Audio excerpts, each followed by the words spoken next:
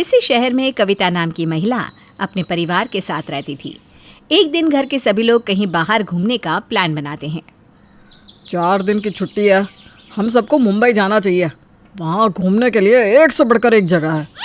हाँ, बचपन से मैं भी मुंबई जाना चाहती थी। खासतौर पर मुझे ना वहाँ की फिल्म सिटी देखनी है। फिल्म सिटी की तो बात ही कुछ और है।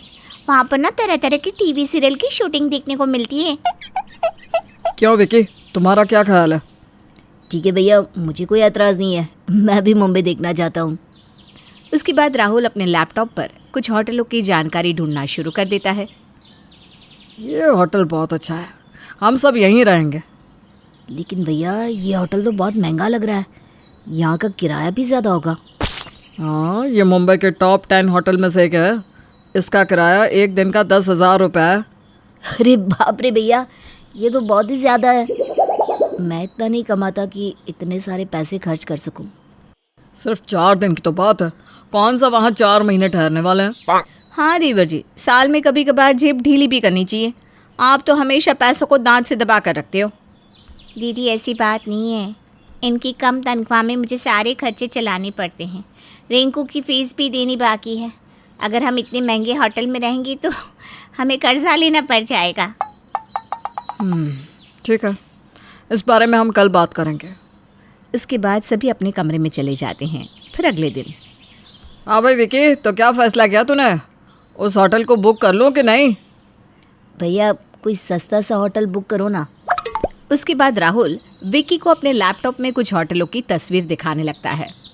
हाँ भैया ये ठीक है, ये मेरे बजट में आता है, आप इसे बुक कर लीजिए। उसके बाद विक्की अपने कमरे में चला जाता है।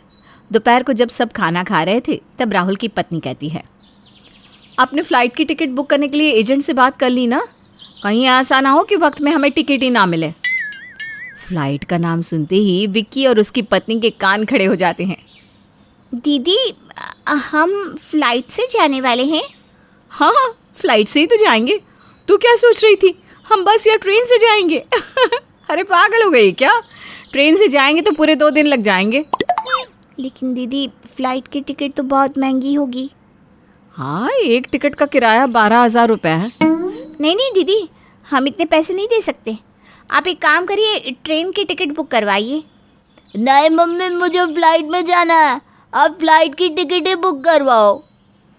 जब बड़े बात कर रहे हो तो तू बीच में मत बोला कर। क्या करना चाहिए क्या नहीं करना चाहिए मैं अच्छी तरह जानती हूँ। चल जा अपने कमरे में। उसके बाद विक्की का बेटा उदास होकर वहाँ से चला जाता है। दूसरी तरफ घर में चल रही बहस कविता चुपचाप देख रही थी। फिर आखिरकार विक्की और उसकी पत्नी दोनों ट्रेन की टिकट बुक करवाने की जिद पर अड़ जाते हैं। ठीक है भाई, चलो ट्रेन की ही टिकट बुक कर लेते हैं बस। राहुल की ये बात सुनकर उसकी पत्नी मुंह बनाकर वहाँ से चली जाती है। फिर उसी शाम, ये सब क्या है जी? आपका भाई कम पैसे कमाता है तो उसकी सज़ा मैं और मेरे बच्चे क्यों भुगते? हमारे पास तो पैसे की कमी नहीं है, फिर हम ट्रेन में धक्के खाते हुए क्यों जाएंगे? और रही बात होटल में ठहरने की, तो हम किसी अच्छे होटल में ही ठहरेंगे। अरे भाग्यमान, मैं भी तो यही चाहता हूँ, लेकिन क्या करूँ? मेरा भाई और उसकी पत्नी दोनों ज़िद पर अड़े हुए हैं। उन दोनों का कहना है कि उनके पास पैसा नहीं है। अब अगर हम सब साथ जा रहे हैं तो हमें सबकी सुननी भी तो पड़ेगी ना। इसीलिए मैं हमेशा आपसे कहती हूँ, जितना जल्दी हो सके इस घर से अलग हो जाइए, वरना इसी तरह हमें हमेशा छोटी छोटी खुशियों का गला घोटना पड़ेगा। दूसरी तरफ विक्की की पत्नी भी उसे तरह तरह के ताने मार रही थी। ये घूमने की बात सुनती ना मेरे सिर में दर्द होने लगा है। एक तो पहले तुम पैसे कमाते कम हो, ऊपर से भाई साहब और दीदी हमारे पैसे खर्च करवाने के बहाने ढूंढते रहते हैं। दीदी को अच्छी तरह पता है कि हम फ्लाइट में नहीं जा सकते, इतना बजट नहीं है हमारा, लेकिन फिर भी हमारी बेइज्जती करने के लिए जानबूझकर बार बार फ्लाइट का नाम ले रही थी। तुम ठीक कहती हो, भैया भी तो महंगे होटल को बुक करने के लिए पीछे पड़े थे, लेकिन अब क्या करें, अगर घूमने जाना है तो थोड़े बहुत पैसे तो खर्च होंगे ही। पापा आप भी ज़्यादा पैसे कमाया करो, क्योंकि मुझे कभी मेरी मनपसंद की चीज़ें ही नहीं मिलती। पिंटू को देखो, बड़े पापा बड़े मम्मी हमेशा उसकी ख्वाहिश पूरी करते हैं। ये सुनते ही विक्की और उसकी पत्नी को बहुत गुस्सा आता है और वो दोनों अपने बेटे को समझाने के बजाय उसे घूर कर देखने लगते हैं। उसके बाद विक्की का बेटा घबरा कर कमरे से बाहर चला जाता है। तभी खिड़की के पास खड़ी कविता ये सारा नज़ारा देख लेती है। फिर अगले दिन, चलो सब लोग अपनी अपनी तैयारी कर लो, हमें 12 बजे यहाँ से निकलना होगा। आप जल्दी से टैक्सी बुक कर दीजिए ना, तभी हम समय पर स्टेशन पहुंच पाएंगे। नहीं नहीं, टैक्सी की ज़रूरत नहीं है, हम रिक्शा करके चलेंगे। ये सुनकर राहुल की पत्नी गुस्से से तिल मिला जाती है। रिक्शे की भी क्या ज़रूरत है, हम सब पैदल ही चलते हैं। बल्कि मैं तो कहती हूँ ट्रेन से भी जाने की क्या ज़रूरत है, मुंबई तक पैदल चलते 1-2 महीने में तो पहुँच ही जाएंगे। इससे तो सारे पैसों की बचत हो जाएगी। ज़्यादा ताने मारने की ज़रूरत नहीं है दीदी, मेरा जितना बजट है मैं उसी हिसाब से बात करूँगी ना। अरे रहने देना, ये तेरा बजट बजट सुनकर मेरे कानों में दर्द हो रहा है। अरे इंसान घूमने जाता है तो दिल खोल कर खर्चा करता है, लेकिन पैसे खर्च करने के नाम से तेरी आंख में आंसू आ जाते हैं। हाँ विकी, मैं भी तंग आ चुका हूँ तुम्हारी कंजूसी देखकर, मुझे बहुत बुरा लग रहा है। भैया ज़रा मेरी जगह अपने आप को रख कर तो देखो, तब पता चलेगा कि कम कमाई में घर चलाना कितना मुश्किल होता है। अब ज़्यादा पैसे कमाते हो ना, इसीलिए ज़्यादा बड़ी बड़ी बातें करते हो। इस तरह देखते ही देखते उन चारों में तेज़ बहस शुरू हो जाती है। दूसरी तरफ बच्चे बेचारे सहम कर एक कोने में खड़े हो जाते हैं। ये देखकर कविता को बहुत गुस्सा आता है। बस बहुत हो गया, तुम चारों अपनी बकवास बंद करो। कोई कहीं नहीं जा रहा, कैंसिल करो ये घूमने का प्रोग्राम। तुम सबको इतनी भी तमीज़ नहीं कि बच्चों के सामने किस तरह की बातें की जाती है। ज़रा इन बच्चों के चेहरों को देखो, कैसे सहमे हुए हैं। अरे बच्चों को अच्छी सीख देने के बजाय तुम सब उनके सामने अमीरी गरीबी का रोना रो रहे हो। चलो जाओ यहाँ से। कविता का गुस्सा देखकर चारों शांत हो जाते हैं और चुपचाप अपने कमरे में चले जाते हैं। इस तरह आपसी तालमेल ना होने के कारण वो सभी कहीं नहीं जा पाते और उनकी 4 दिन की छुट्टी बर्बाद हो जाती है। शीला बहन एक ऐसे घर में शादी करके आई थी जहाँ पुरुषों का राज चलता था। उनकी सास भी उन्हें घर के मर्दों के सामने चुप रहने को ही कहती, लेकिन जब वो सास बनी तो उन्होंने ठान लिया कि जो परेशानियां उन्होंने देखी वो उनकी बहू नहीं देखेगी। देख दीपक, क्यों बहू को डांट रहा है? ये नहीं चलेगा इस घर में, साफ साफ बोल रही हूँ। अच्छा माँ, आप तो रहने ही दो। सारी ज़िंदगी मैंने देखा है आपको पापा डांटते रहते हैं, और अब मैं डांट रहा हूँ तो। शीला बहन को बहुत दुख होता है कि उनका खुद का बेटा उनकी कद्र नहीं करता भी कैसे? घर में बचपन से यही तो सिखाया गया था कि घर की महिलाएं सिर्फ नौकरानी ही होती है। ऐसा है दीपक, अब ना तेरे पिता रहे ना दादी, अब जो हूँ मैं हूँ, और यह घर मेरा है, यहाँ मेरे नियम ही चलेंगे। नियम माँ रहने दे तू तो। ये जो सूट पहना है ना, ये नहीं चलता हम लोगों के घर में। माँ को देखो, आज भी साड़ी पहन रही है, और हाँ, नौकरी करने का तो सोचना भी नहीं। कैसी बात कर रहे हैं? वो तो शादी से पहले ही मेरे मम्मी पापा ने पूछा था और माँ जी ने हाँ भी कहा था। हाँ तो माँ जी से नहीं की है शादी, शादी तो मुझसे की है ना, तो जो मैं बोलूँगा वही होगा, समझी? और ज़्यादा माँ जी ना किया अगर। बहू सास की ओर देखती है, लेकिन समझ जाती है कि इस घर में औरतों की एक नहीं चलती, लेकिन फिर क्या करती? पति की बात मान लेती है, लेकिन सास को ये सब ठीक नहीं लगता। फिर एक रोज़, तुम दोनों सारा दिन घर में पलंग तोड़ती रहती हो, घर से बाहर निकलकर काम करना पड़े तो समझ में आए।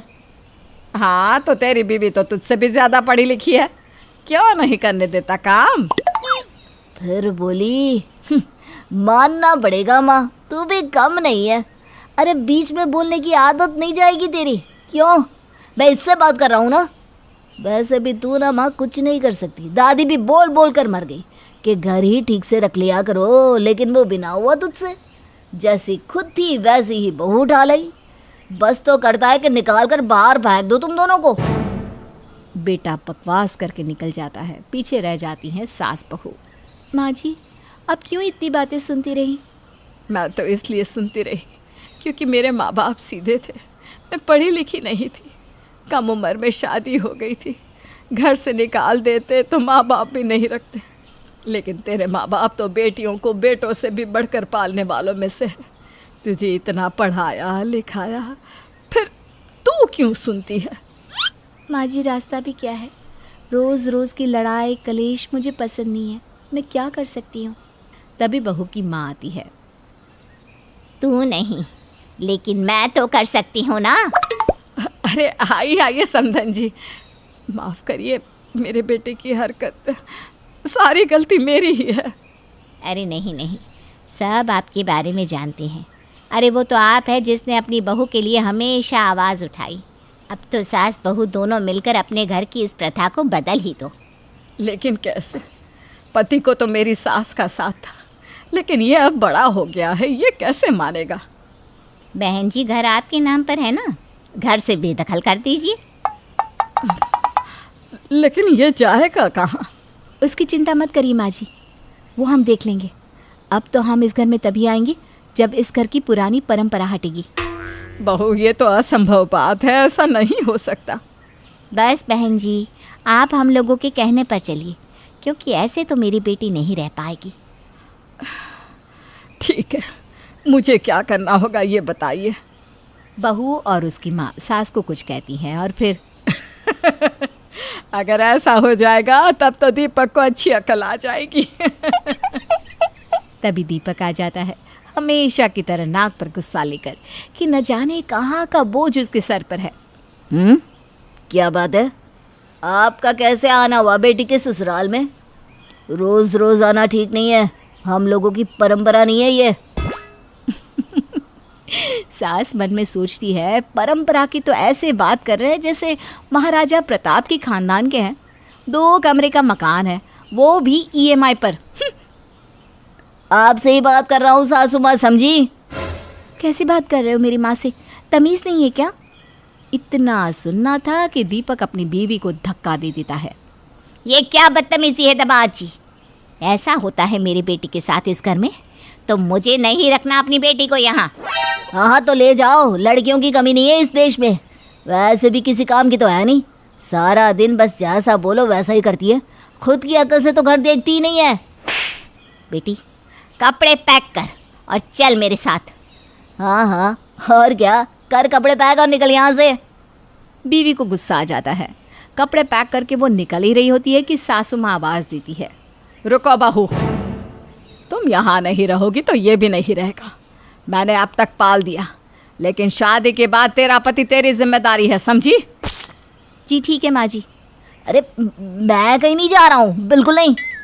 ठीक है, तो मैं पुलिस बुला रही हूँ कि मेरे ही मकान से बेटे ने पहले बहू को निकाला, अब मुझे निकाल रहा है। फिर एक बार पुलिस केस लग गया तो तेरी 2 टके की सरकारी नौकरी, उसका क्या होगा बेटा? ये क्या बोल रही है? माना कम अकल का बेवकूफ़, फ्री की अकड़ दिखाने वाला 1 नंबर का उल्लू है, लेकिन है तो हमारा दामाद ही ना। चल बेटा, तो हमारे साथ चल, कुछ दिन ससुराल में ही रह। हाँ हाँ ले जाइए, लेकिन अपने पति से तो पूछ लीजिए। माँ जी, हम लोगों के घर की अलग परंपरा है, आप उसकी चिंता न करें, मैं अपने पति की जिम्मेदारी लेती हूँ। वाह, आप मेरे साथ ऐसा कैसे कर सकती है? इतनी हिम्मत कहाँ से आई आप में? अभी फ़ोन करती हूँ पुलिस को, निकल यहाँ से। बेटा बीवी के साथ उसके ससुराल आ जाता है, जहाँ आगे की कहानी पहले ही लिखी जा चुकी थी। पता नहीं तेरे पापा कब आएंगे, कितनी भूख लगी है।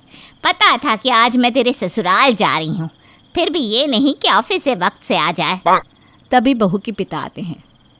ओहो, बेटी भी आई है और दामाद भी। अच्छा अच्छा, जाना होगा ना, रुको मैं चाय बना देता हूँ। पति आश्चर्य से देखता है, ये कैसा घर है? पति ऑफिस से आकर चाय बना रहा है और घर की औरतें घर में बैठी हैं। हमारे यहाँ तो पति काम से आता है तो ऐसा लगता है जैसे जंग लड़कर आ रहा हो। हाँ पापा, जल्दी बना लो, और हमें कहीं नहीं जाना, ये भी अब हम लोगों के साथ रहेंगी। अच्छा अच्छा, मुझे किचन में एक साथी मिल गया। कैसी बात कर रहे हैं? दामाद हूँ मैं इस घर का। हाँ तो हाथी में बिठाकर नगर भ्रमण कराए। दामाद हो तो क्या घर का काम नहीं करोगी? ससुर जी भी तुम्हारे घर का सारा काम करते हैं, है ना? अरे सुनो, गुस्सा ना करो, मैं समझा दूंगा। किचन में आइए ना दामाद जी, किचन में बात करते हैं।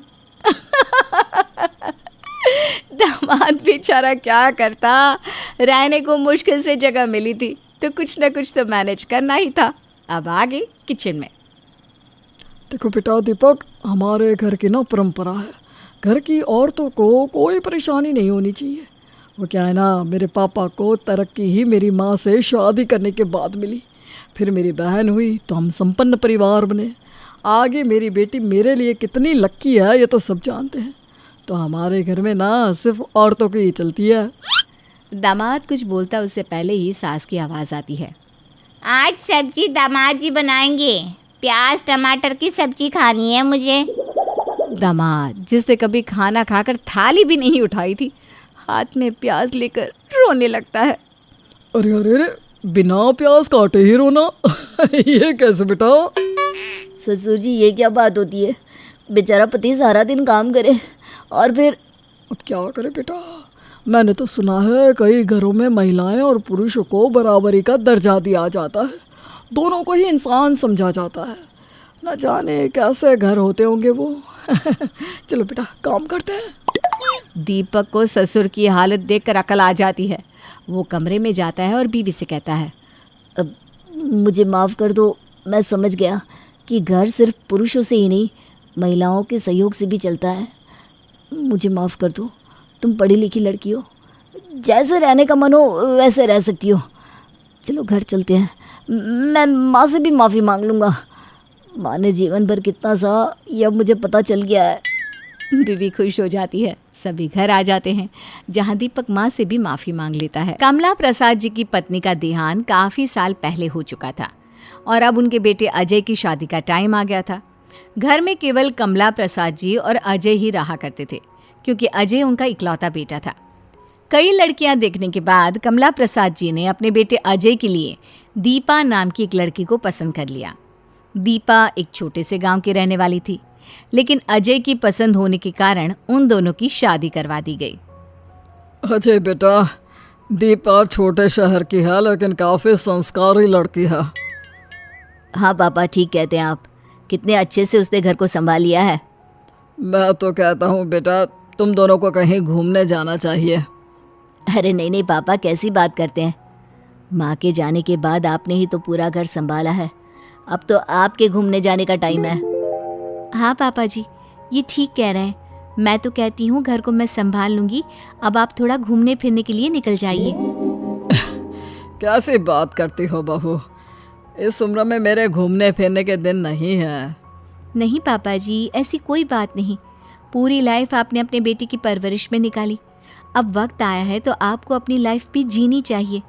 आपको घूमने जाना चाहिए। दीपा सही कह रही है पापा, और ऐसी बहू आपको कहाँ मिलेगी जो खुद घर में रहकर आपको घूमने जाने के लिए कह रही है। लेकिन बेटा यह सब अच्छा थोड़ी ही लगेगा। अब मैं आपकी कोई बात नहीं सुनने वाला पापा, और जानते हैं मैं आपकी विदेश की टिकट करवा रहा हूँ, आप सीधा विदेश घूमने जाएंगे। दीपा और अजय ने जिद करके कमला प्रसाद जी के विदेश घूमने का टिकट करवा दिया और कमला प्रसाद जी अकेले ही विदेश घूमने के लिए चले गए। एक सप्ताह के बाद जब लौट कर आए तो उनके साथ एक विदेशी औरत भी थी। अरे पापा जी, ये कौन है? बेटा ये मारिया है, मुझे विदेश में मिली थी और हमने शादी कर ली। अपने ससुर की ये बात सुनकर दीपा और अजय हैरान रह जाते हैं। आप क्या कहना चाहते हैं पापा जी? ये मेरी नई सास है? और नहीं तो क्या दीपा, अगर पापा ने मारिया मैडम से शादी की है तो वो मेरी माँ और तुम्हारी सास हुई ना। हे भगवान, पापा जी क्या सोचकर आपको विदेश भेजा था और क्या हो गया? लेकिन कोई बात नहीं, आपको भी इस उम्र में कोई ना कोई सहारा तो चाहिए ना। हाँ दीपा ठीक कहती हो, पापा का अकेलापन दूर हो जाएगा। अब विदेशी ही सही, माँ तो मिल गई हमें। डोंट वरी, मुझे हिंदी आता है, मैं तुम सबको प्यार करेगा। अरे सासू माँ, अंदर आइए, स्वागत है आपका। चलिए मैं आप सबको खाना खिलाती हूँ। थोड़ी देर के बाद। Oh my God, what is this? ये कैसा खाना है? हमको सिर्फ सैलड चाहिए। हाँ हाँ सासू माँ, मेरा मतलब विदेशी सासू माँ, सैलेड तो साइड में रखा है ना, खाने में तो रोटियां ही खाई जाती हैं। ओनली सैलड, हम सिर्फ सैलड खाएगा। मारिया वो क्या है ना, हमारे यहाँ पर खाने में रोटी ही खाते हैं, इसलिए बहू रोटी खाने के लिए पूछ रही है। आई थिंक तुमको भी डाइट करना चाहिए। डिनर में रोटी खाना नॉट गुड। आज से तुम्हारा भी रोटी बंद। अरे ऐसे कैसे, हमको तो बचपन से रोटी खाने की आदत है। लेकिन मारिया, कमला प्रसाद जी की थाली उठाकर साइड में रख देती है और उनके आगे भी सैलेड परोस देती है। ये देख कमला प्रसाद जी, दीपा और उसका पति अजय हैरान रह जाते हैं। अगली सुबह सब लोगों की आंख खुलती है तेज इंग्लिश म्यूजिक की आवाज के साथ। ये सुनकर दीपा हड़बड़ाकर अपनी जगह से उठती है। अजय, अजय उठो, ये कैसी आवाज है? अब तक तो पापा जी रोज सुबह सुबह आरती और भजन गाया करते थे, आज कैसी आवाजें आ रही है? दीपा और अजय बाहर आकर देखते हैं तो हॉल में मारिया तेज इंग्लिश म्यूजिक पर डांस कर रही थी। ये देखकर अजय गाना बंद कर देता है। ये तुमने क्या किया? म्यूजिक क्यों ऑफ किया?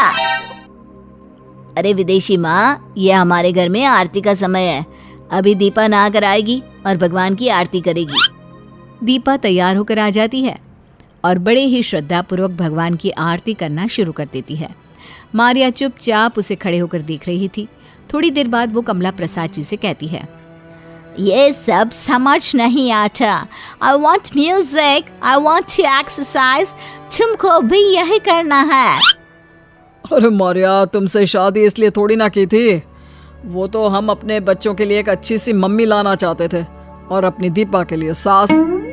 पापा जी, आप लाए भी तो विदेशी सास, अब जिंदगी भर हमको इनको समझाना पड़ेगा।